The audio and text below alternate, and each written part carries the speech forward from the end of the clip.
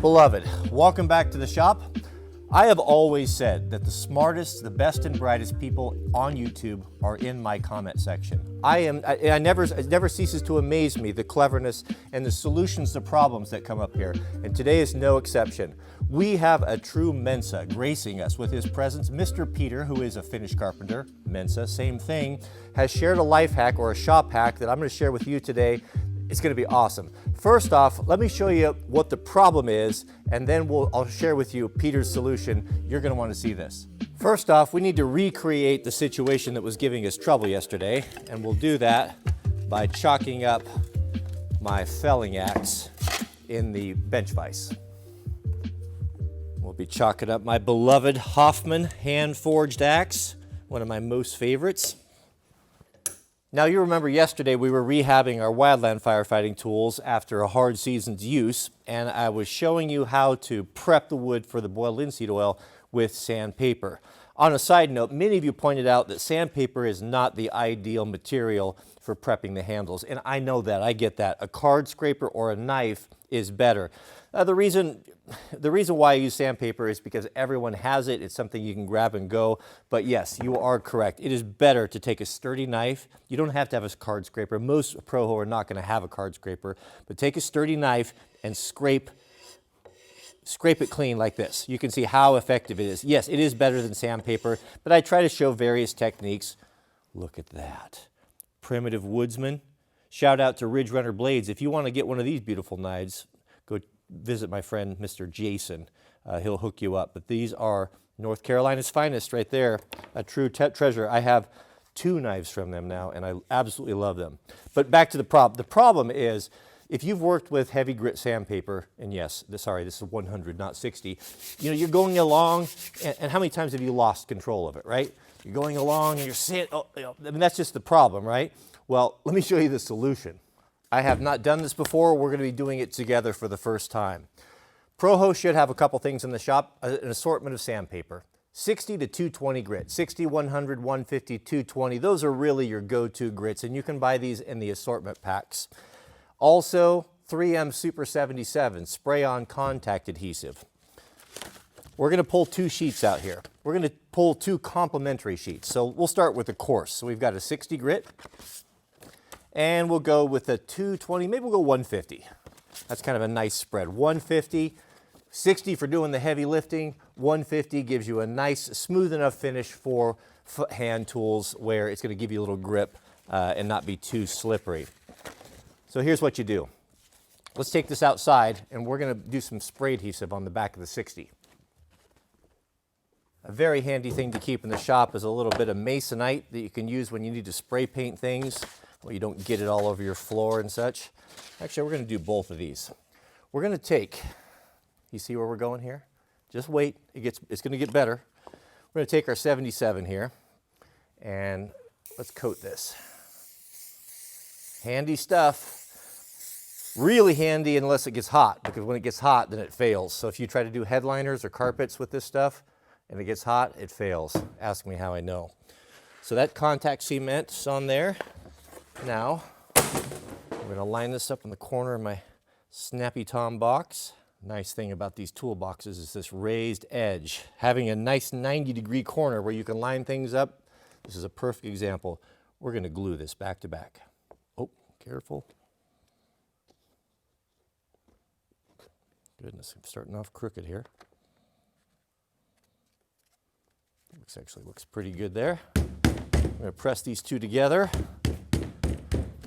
Oh, I'm just getting the fizz just thinking about knowing how to do this. This is just one of the best things ever.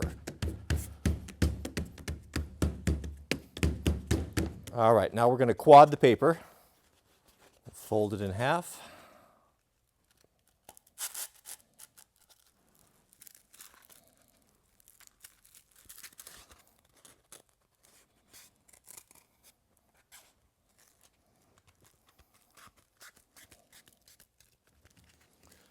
Put a nice crease on the edge there. Fold it one more time.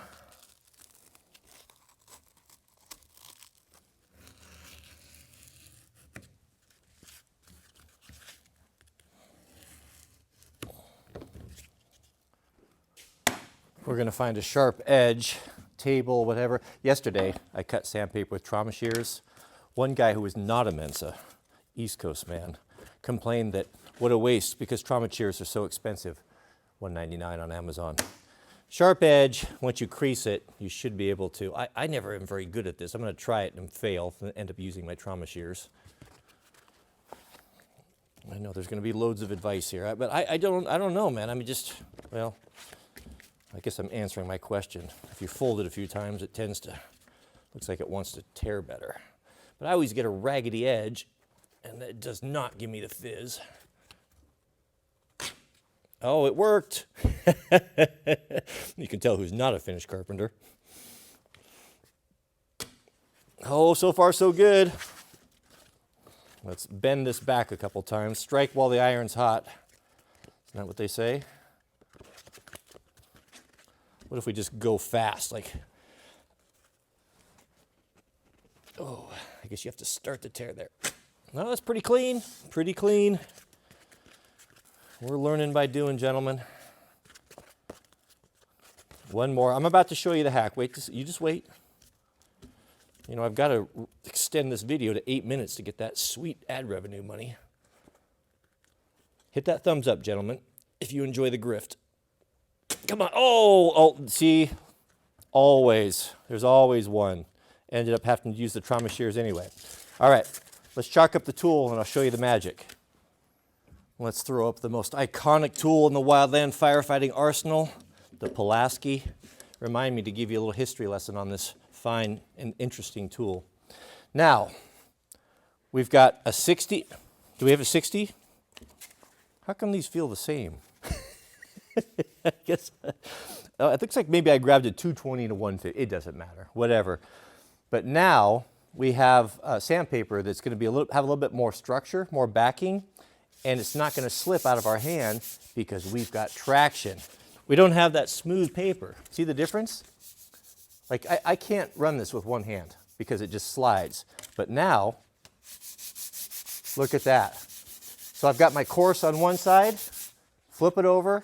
I've got my fine on the other side. One hand. Check that out. How smart is that? Of course, it would take a finished carpenter to figure that out. Thank you so much, Peter, for sharing that. You know, these lessons like this that are learned over an entire lifetime of a man, 40, 50 years doing a trade are so valuable. And unfortunately, many of us, our fathers, or a lot of the boomers just weren't really invested in raising kids and just didn't have time. And so much of that was lost. And now we have to reinvent the wheel and we have to, learn all this stuff over again.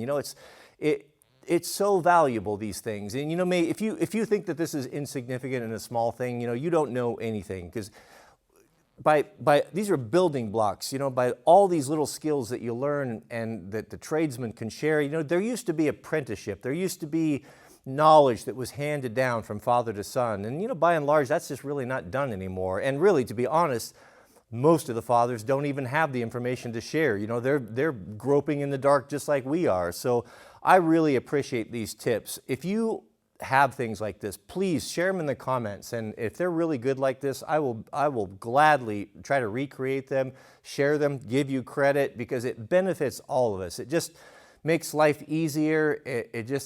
It's wonderful. I love the sharing of knowledge. And so come forward, Mr. Peter, and claim your accolades, because it's great. I love to hear from guys that have these little things like that just make working in the shop just more enjoyable. I really, really do appreciate it.